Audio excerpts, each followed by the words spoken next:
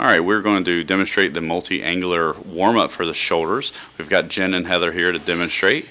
Jen is going to be showing you how to do it one arm at a time, and Heather is going to be showing us how to do it both arms at the same time. If you want to go ahead and begin, we're going to start with just bringing the arms straight up in front of us, just like in an I formation, thinking of forming an I.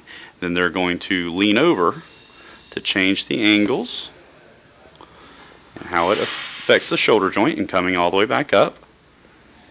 Don't worry about the count, we just want to loosen up the shoulders. Now we're going to go a little bit wider to form a Y and work our way all the way down, leaning over. This is still loosening up the shoulder joints and bring our way back up. Now we're going to go form a T. So out from our sides, just a few of them, and you're just going to work our way down, leaning over, and bring our way back up. Now we're going to focus more on the shoulders and the shoulder girdle, and by doing rowing up. So one at a time with Jen and two at a time with Heather, and just work our way to leaning over and just work your way back up. Nice and easy. And go ahead and stop, and that'll be a great warm-up.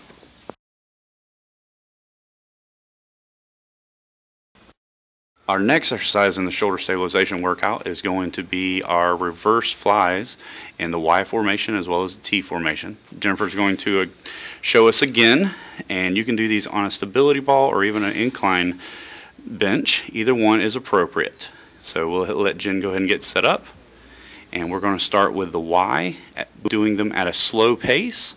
So she's going to form a Y with her arms, basically at a 45-degree angle to her body. We're going to go nice and slow on the way up, nice and slow on the way down. Try to keep a nice slow pace so that you can focus on the contraction of the muscle. We want to start with 10 to 15 repetitions. And just focus on pinching those shoulder blades the entire time. Alright, we're going to go ahead and switch over to the T formation now. So what you're going to do is form a T with your arm and your body. And again, we want to lead the direction with our thumbs. Now we're showing this exercise with no weight in Jen's hands, but you can also do it with slight dumbbells, 1, 2, 3 pounders, even up to 5 pounders. It doesn't take much weight to get a lot of activation from this exercise. This is going to be great for the shoulder girdle and the scapular retractors. Alright, thank you.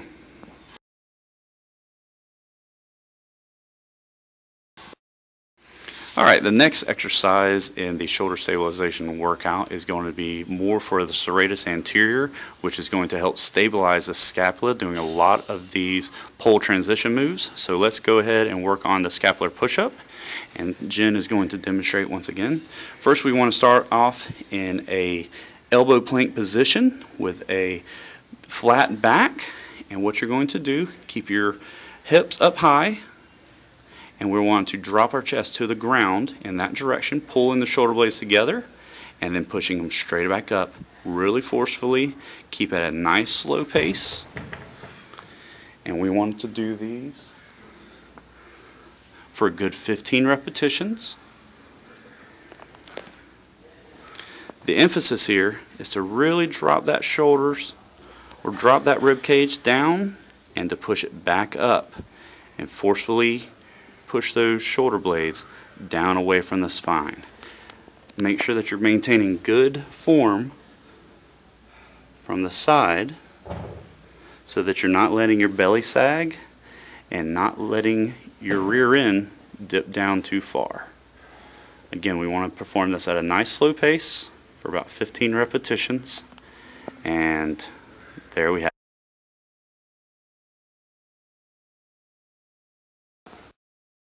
Our next exercise in the shoulder stabilization workout is going to be for the rotator cuff. We're going to do external rotations. We're going to start with the elbow high external rotation that Heather's going to demonstrate for us. We're going to start off with our elbow high pointing out to the side. She's going to start the exercise. You're just going to pull the band up.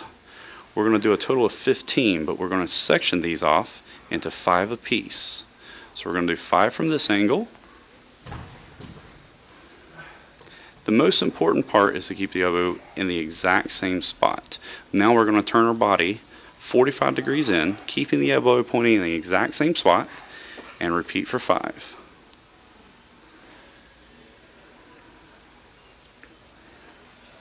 Very good. And just for time's sake, we're just going to shorten this, and we're going to move in 90 degrees. So now you are directly sideways to the band, elbows pointing in the exact same spot. One more time. And again, we're going to do this for 5 repetitions. The difference in changing the body angle makes it different. Go ahead and stop, Heather. The difference in changing the body angle changes the force on the muscle so that you're getting it from multiple angles. Now, the next one, we're going to do the elbow into our side external rotation, which is going to hit our teres minor rotator cuff muscle. And again, we're facing the band, and we're going to try to keep our elbow jammed into our side. And let's go ahead and do 5 repetitions of each. Very good. And we're going to turn 45 degrees in. So go ahead and turn our body. And again, keeping the elbow jammed into our side. And we're going to do 5 repetitions. If 5 repetitions is a little too much, you can start with 3 repetitions each. And then we're going to turn our body 90 degrees in. So all the way sideways to where the band is anchored.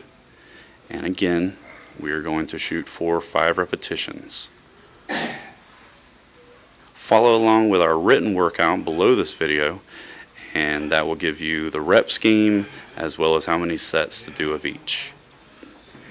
It's very important for us to continue with the shoulder stabilization exercises, and this will keep you from having any of the shoulder injuries that occur from pole.